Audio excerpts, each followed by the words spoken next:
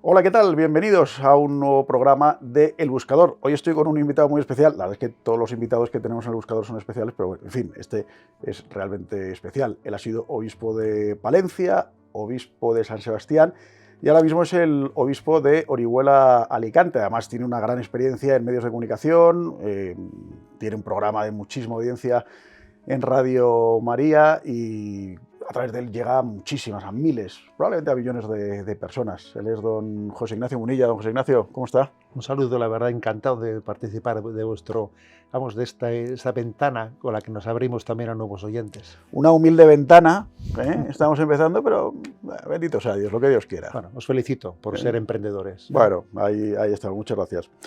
Don José Ignacio, bueno, la verdad es que con usted se podrían hablar de muchos temas, todos ellos muy interesantes. Yo me he ido seleccionando una serie de preguntas que creo que son de actualidad, que son importantes, seguramente no de candente actualidad, pero que sí que son de más fondo, ¿no?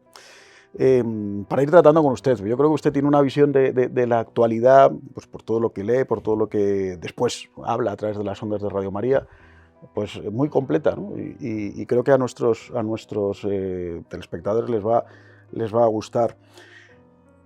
Yo le quería empezar preguntando, leía recientemente varios informes que han salido, que son curiosos, que hablan sobre los sacerdotes quemados, ¿no? Sacerdotes quemados.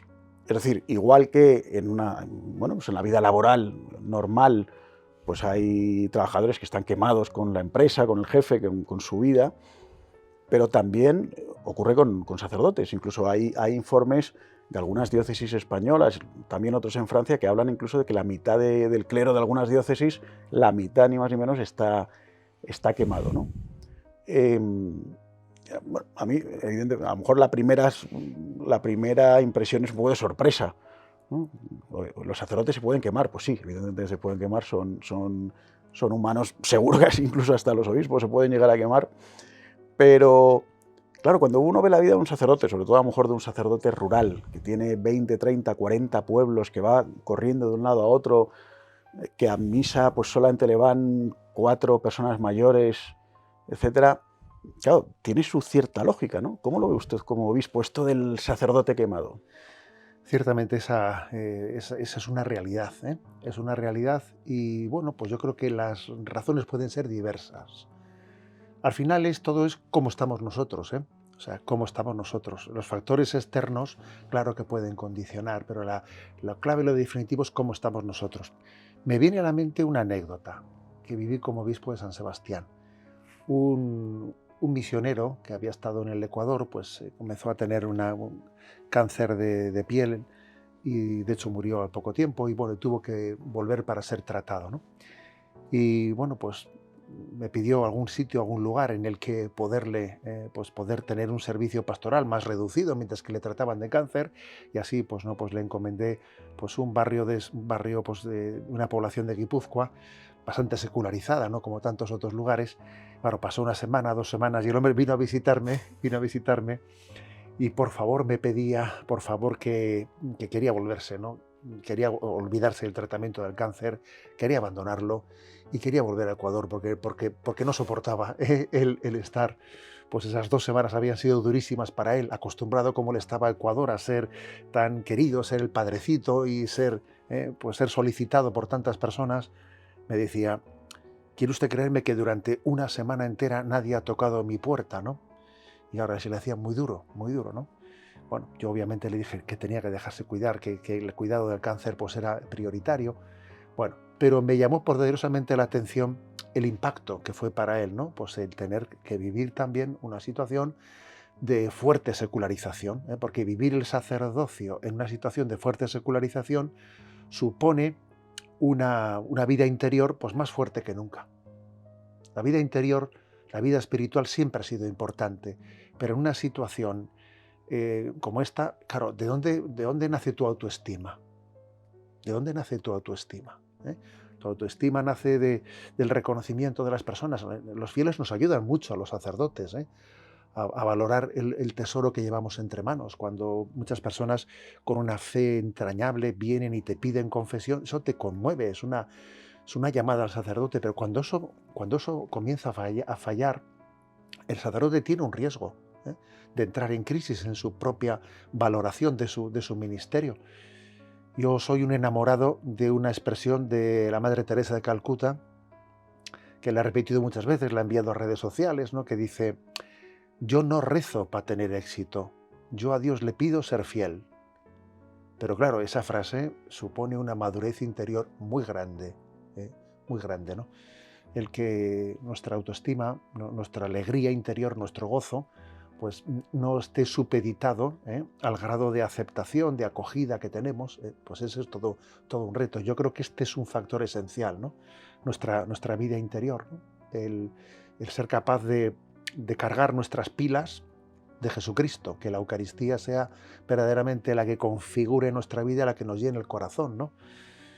Pero obviamente es un tema complejo, ¿eh? Es un tema complejo porque tiene factores, también otros factores, pues por ejemplo el equilibrio pues entre los distintos quehaceres que podemos tener en la encomienda pastoral que se nos da. Pues aquí tiene que haber un equilibrio entre estudio, entre trabajo pastoral, entre desplazamientos, obviamente no todo se puede cifrar en un único factor, ¿eh? Pero sin duda alguna el principal es cómo estamos. Cómo estamos y cuál es nuestra vida interior. Es que, bueno, usted además que ha tenido mucha experiencia, evidentemente, antes de como obispo, como párroco en el País Vasco, pero fíjese, el otro día, por ejemplo, hablaba con un sacerdote de Burgos y él me decía que en su primer destino, hace 15 años, le encomendaron 16 pueblos, ahora tenía 42. Y además me decía que en los 16 pueblos que le habían encomendado, tenía un total de 120 habitantes. Entonces, en fin, como usted dice, hay muchos otros factores, pero también no se corre el riesgo de haber convertido muchas veces nuestras parroquias o nuestras iglesias en una especie de dispensadora de sacramentos, si me permite la expresión. Es decir, pues se llega, se celebra misa, como mucho, a lo mejor hay confesiones y poco más, ¿no? Y muchas veces el sacerdote pues tiene que ir a un pueblo a 20 kilómetros a celebrar otra misa, y luego a otro, y luego otro, y tal. Entonces sí, son los factores que usted dice, pero joder, yo me imagino que incluso el sacerdote más celoso y de más vida interior, joder, humanamente es duro, ¿no?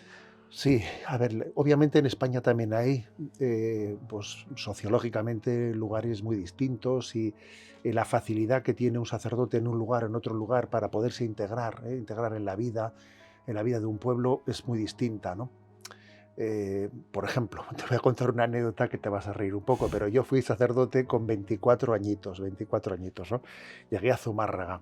Claro, era una población muy secularizada, etcétera, y yo allí con mis 24 años tenía flequillo, te lo prometo, tenía flequillo. Entonces, bueno, pues allí me puse el clerman. Claro, a la gente le llamaba mucho la atención ver un clerman, ¿no? Y entonces, bueno, pues me acuerdo pues que una mujer en un momento determinado me paró y me dijo: bueno, hoy ha habido una discusión en la pollería, me dijo, que por visto estaban allí pues guardando cola, y entonces que si el sacerdote, ¿y qué decían? Pues, y me dice, es que estaban ahí discutiendo si usted iba a durar vestido así hasta Navidades o antes de Navidades iba a quitar el clerman, Y ha habido una apuesta, ¿no? Ha habido una apuesta y bueno, y se habían apostado un pollo a ver si...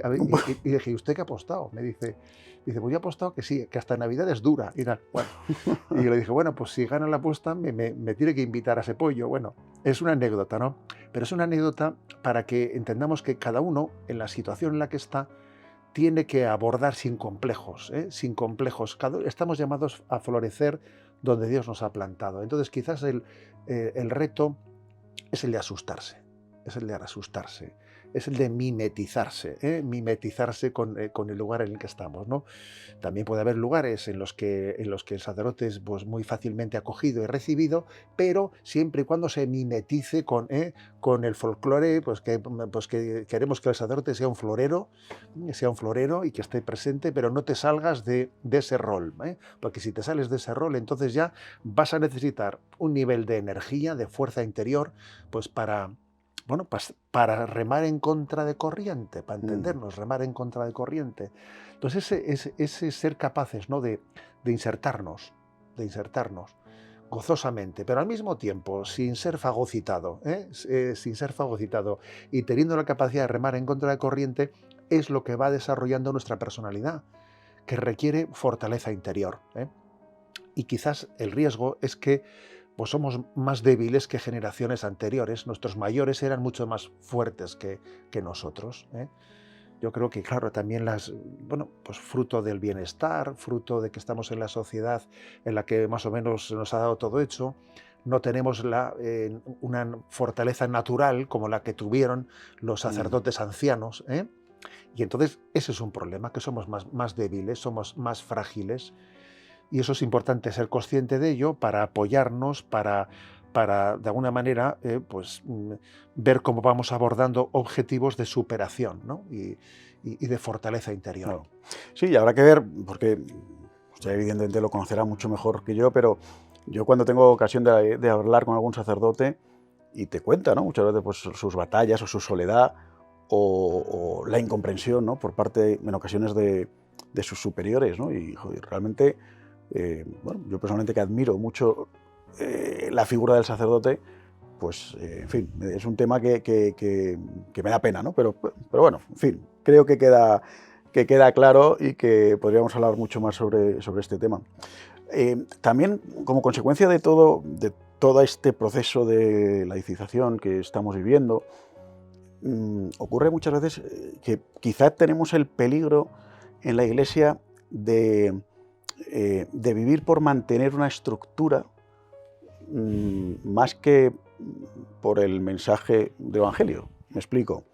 Muchas veces, a lo mejor esto es quizá más las congregaciones religiosas, ¿no? A lo mejor tienen un gran patrimonio, que a veces ellos son menos, y como que hacen malabares para intentar mantener casas abiertas como pueden, o colegios, obras de apostolado, que después muchas veces además pierden el sabor auténtico. Nos enfrentamos también a un gran problema en ese sentido, ¿no? O sea, una cantidad de obras de apostolado y muchos menos obreros para llevarlas. Pero también es una oportunidad para hacerse la pregunta, a ver, ¿qué es lo esencial? Si no puedo llegar a todo, si antes resulta pues, que una congregación religiosa o una diócesis pues tocaba muchas teclas, muchísimas teclas, ¿no?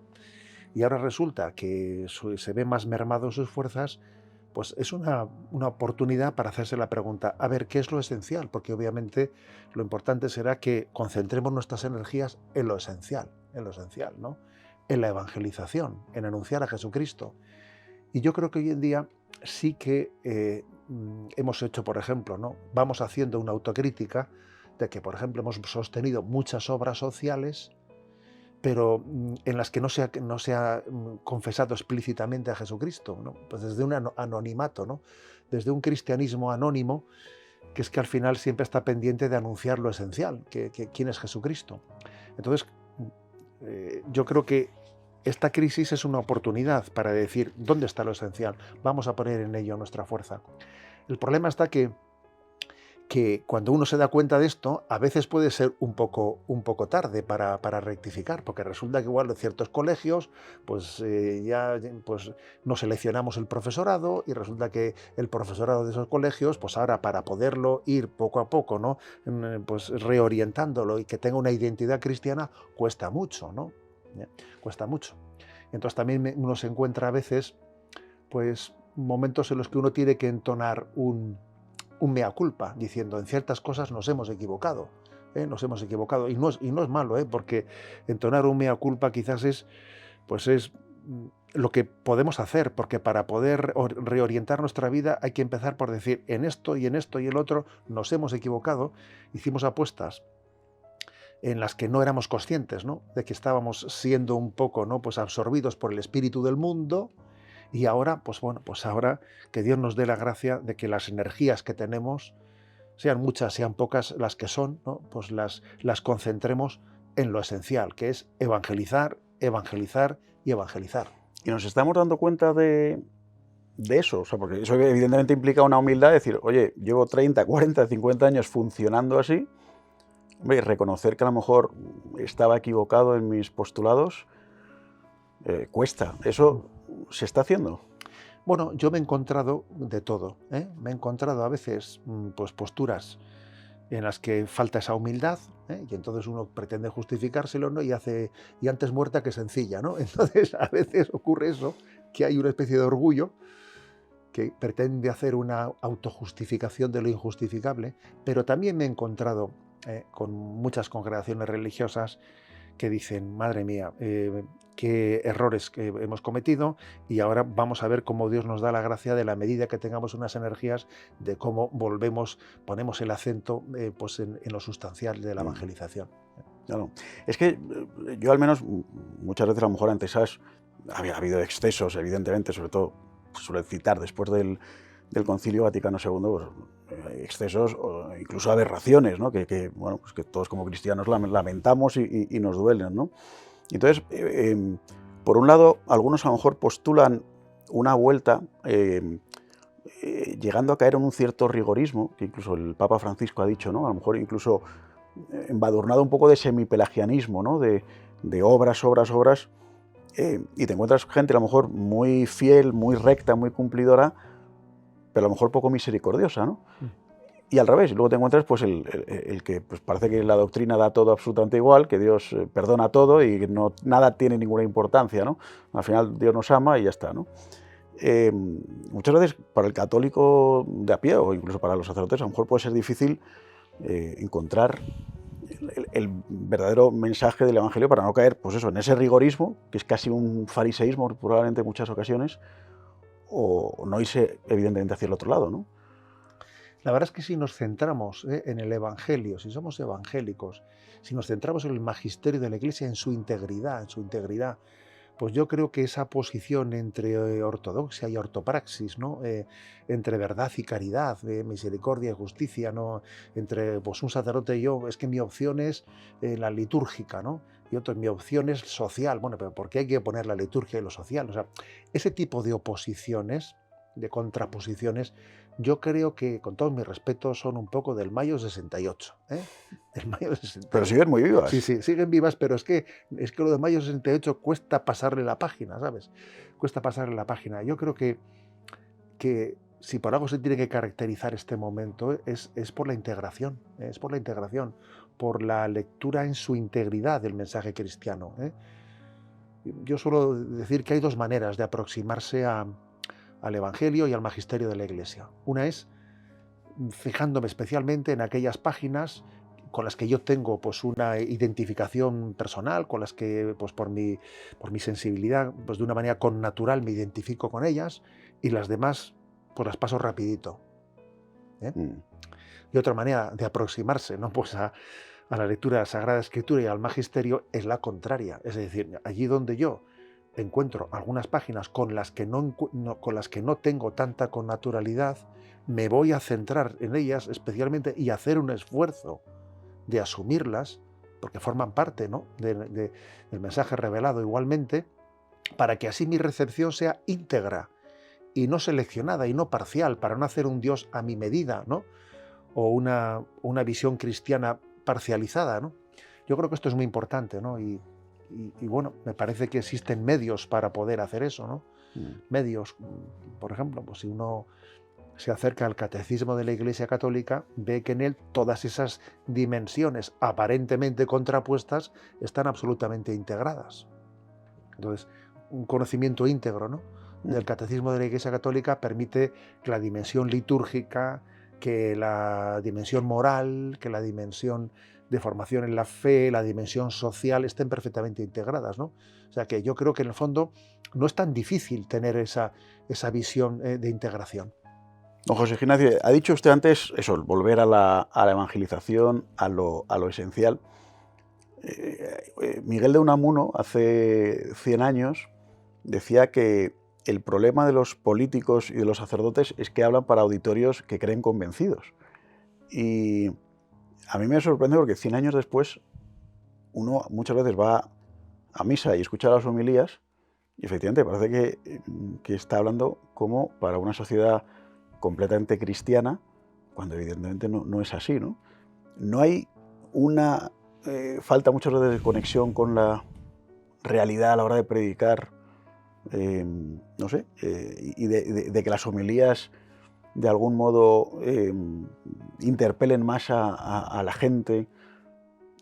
Bueno, voy a decir que quizás tú tengas más experiencia que yo sobre las homilías. No, Porque, voy a ¿sabes por tener. qué te lo digo? Porque yo no escucho Ya, homilías, bueno, ya, yo ya. más bien las pronuncio. No, esto no es ninguna tontería, porque a veces echas en falta, ¿no? El poder escuchar más homilías, etcétera. Sí, porque también así percibes, ¿no? Bueno, voy a decir una cosa. Voy a decir que, por lo menos desde mi experiencia, que yo recuerdo que en mis primeros años de sacerdocio, eh, modulaba mucho mi discurso dependiendo a quién me dirigía, ¿eh? Y claro, cuando estaba con unas religiosas me parecía que mi discurso tenía que ser, cuando estaba con unas monjas de clausura ya ni te cuento, ¿no? Pues no sé, preparaba las cosas de una manera, cuando estaba con jóvenes o de otra manera completamente distinta. Bueno, y creo que tenía su razón de ser aquel esfuerzo, pero en la medida que yo, no sé, he ido avanzando en mi vida, en mi comprensión de las cosas, al final te das cuenta que lo esencial es lo mismo sustancialmente para todo el mundo, ¿no? Y entonces al final me doy cuenta que en mi estilo personal, y ahora hablo de mí, por eso digo que es que no conozco yo muchas homilías, en mí me he ido como simplificando. Y creo que ahora mismo hablo de una manera muy similar, sean religiosas de clausura a las que me esté dirigiendo, sean jóvenes, sean matrimonios, porque es que creo que lo sustancial es lo mismo para todos, ¿no? Yo creo que también la clave está ahí en que demos, en que seamos capaces de conectar en dónde están las grandes necesidades del corazón del hombre. ¿Cuáles son esas claves del corazón en la que todos necesitamos, ¿no? Pues ser interpelados? Y si descubrimos el corazón del hombre, pues entonces yo creo que es mucho más sencillo dirigirse a ese corazón del hombre. Para eso igual también, a mí por lo menos me ayudó mucho en mis primeros años de sacerdocio escuchar a los chicos, ¿no? Venían muchos de ellos del instituto, recuerdo en Zumárraga, y a veces tenían profesores que estaban verdaderamente abusando de su cátedra, ¿no? Para introducir todo tipo de ideologías y de dudas y de relativismos, ¿no? Y para mí fue una gran lección estar con esos jóvenes, ayudarles en la parroquia a que hubiese un lugar de estudio para poder hacer también, ¿no? pues las tareas que el colegio les encargaba, para poder ayudarles, yo también percibir cómo eran educados, tener con ellos un diálogo, el tener la conciencia de por dónde van las cosas, ¿no? En la educación, en el pensamiento contemporáneo, ayuda mucho obviamente también a ver tú por dónde puedes iluminar las cosas. Por ejemplo, incluso la misma publicidad. Suele ser muy interesante fijarse en la publicidad, porque la publicidad suele tocar los resortes del corazón humano, que entiende que si toco este resorte y el otro resorte voy a ser capaz de obtener, ¿no? Que esta persona se desinhiba y sea consumidora de mi producto. Entonces, yo por lo menos, a mí me ayuda también a ver la publicidad, ¿no? Tampoco haciendo análisis técnicos, no, sino de una manera bastante intuitiva. Sí, pero bueno, estando al día por lo menos de lo que... Uno ve la publicidad y dice, mira, esto es como están tocando este resorte. No. Están tocando el resorte de la vanidad. Pues, no tenemos sueños baratos, que dice Sí, ese anuncio. un conocido anuncio. Un sí. conocido anuncio, no tenemos sueños baratos. Entonces, claro, fíjate tú cómo están tocando un resorte, ¿no? El resorte de esa plenitud que el hombre busca, ¿no? Bueno, claro, pero precisamente los sacerdotes, que yo creo que son los grandes conocedores del corazón humano, como decía usted, aunque solo sea por el tema de la confesión o de la escucha a las distintas personas.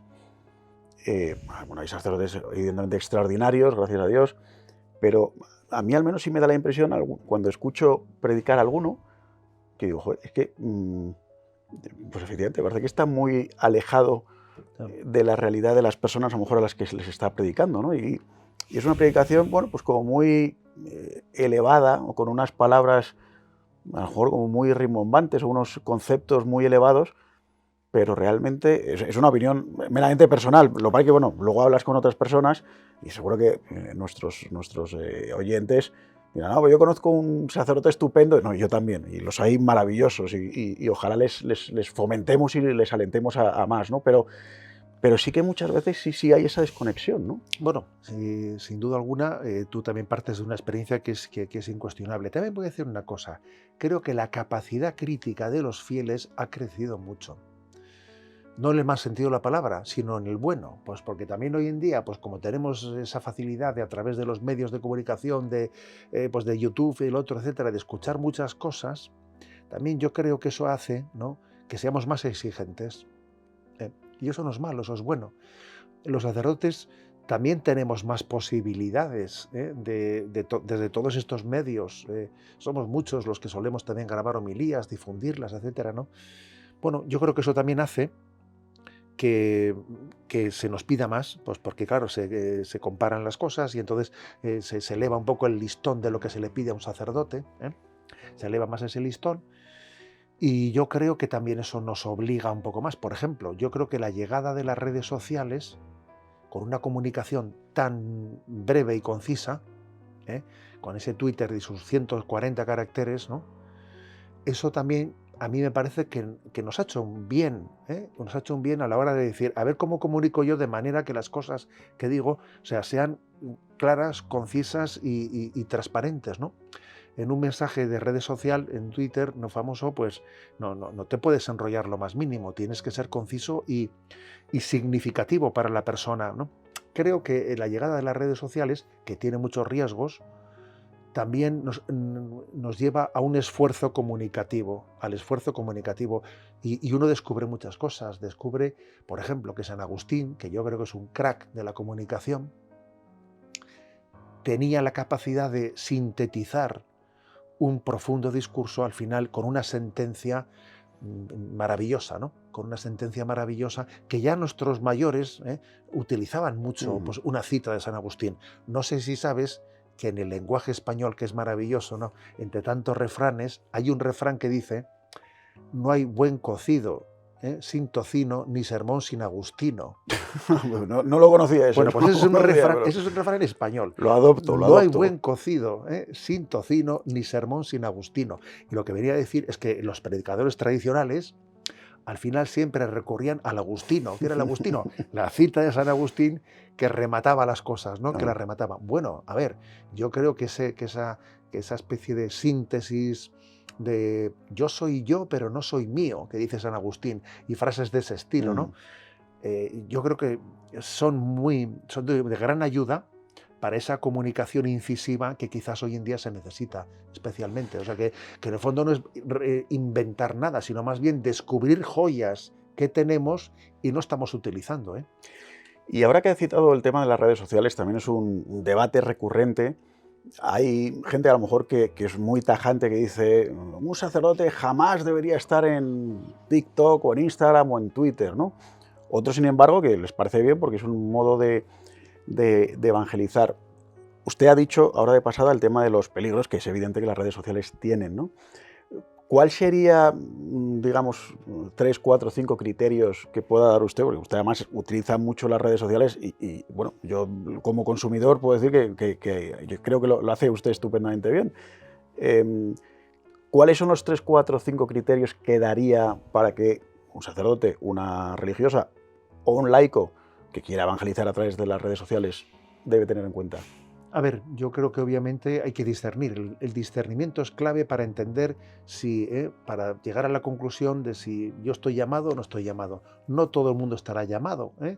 O sea, no todos tenemos que hacer lo mismo. Yo creo que existen también dones, cualidades y circunstancias que lo hacen aconsejable o no, ¿no? Pero yo creo que para poder evangelizar en redes sociales, yo creo que hay que ser, en mi opinión, hay que ser austero en las formas, austero, ¿no? No estar fomentando la propia imagen. Estamos anunciando a Jesucristo, no estar yo en el centro de selfie por aquí, selfie por allá. A ver, yo creo que hay que ser austero, no, o sea, estamos presentando a Jesucristo, no presentándonos a nosotros mismos, ¿no? Creo que hay que ser también austero en nuestra forma de presencia. Yo soy de los que envío diariamente un mensaje. no continuamente, ¿no? Pero con constancia, porque también para poder incidir hay que ser constante. Si es un mensaje al día o si es un mensaje a la semana, si es un mensaje, pero con constancia, porque de lo contrario, a veces pues comienzo, me canso, lo dejo, cuando me viene bien. No, a ver, evangelizar es un compromiso serio, ¿eh? Y creo que hay que estar, ¿no? Hay que estar y también creo que al mismo tiempo es importante que en el mensaje que compartamos estemos compartiendo mis propias intuiciones, ¿eh? Las propias intuiciones de la vida. Eso que yo hoy he vivido, ¿eh? Eso que Dios hoy me ha permitido pues, gozar, ¿eh? Pues mi oración, Dios me ha dado una luz especial con respecto a este versículo del Evangelio. Me he encontrado con una persona que me ha conmovido. Yo creo que se trata de, no de hacer pues, una especie de algo artificial que es un escaparate artificial. No, tiene que ser de alguna manera pues, un espejo de la experiencia interior, ¿no? Creo que eso es necesario.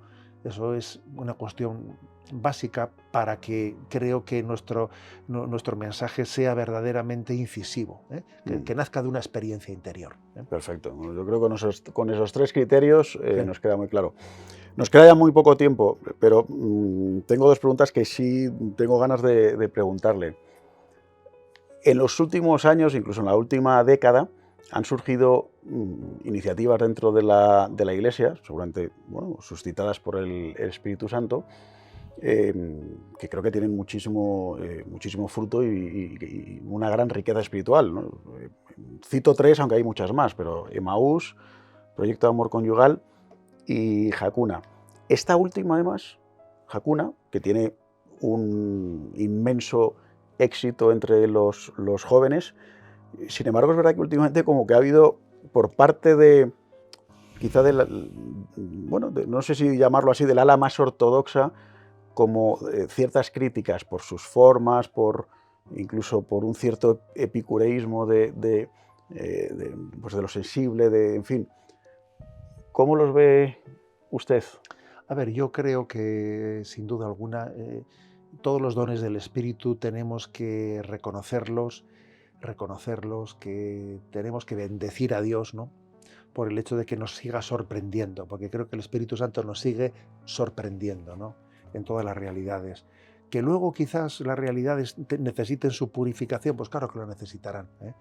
Especialmente cuando una realidad es muy exitosa, pues seguro que va a necesitar una purificación, ¿eh? Porque a veces también podemos caer en la autocomplacencia. Y entonces el que seamos perseguidos, el que seamos incomprendidos, el que en vez de ponernos a la defensiva, hagamos de ello también una oportunidad de purificación, es maravilloso.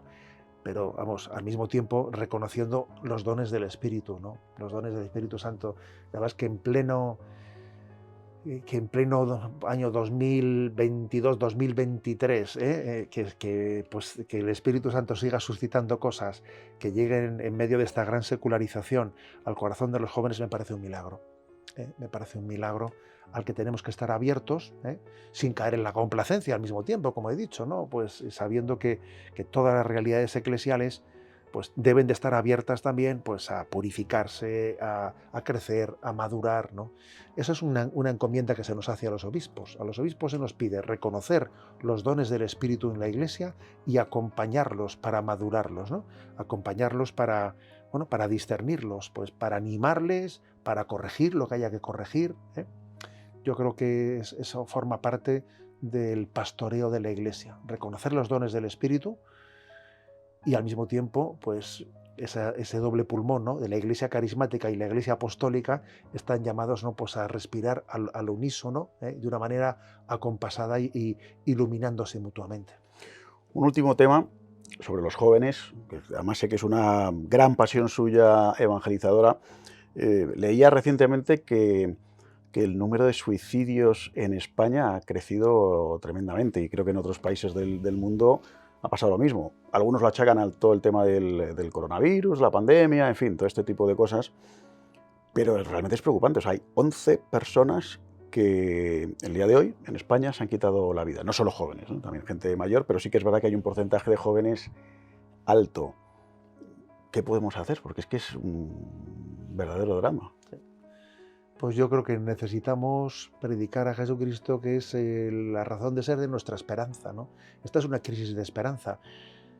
Detrás de eso también hay otros indicativos. La crisis de natalidad también tiene que ver radicalmente con esto, ¿no? Si al mismo tiempo existe una crisis de natalidad de estas dimensiones nunca antes vistas, nos cerramos a transmitir la vida y encima, ¿no? Pues tenemos como un canto de sirena la llamada al suicidio, a quitarnos de en medio de la vida. Uno dice, esto es una especie de...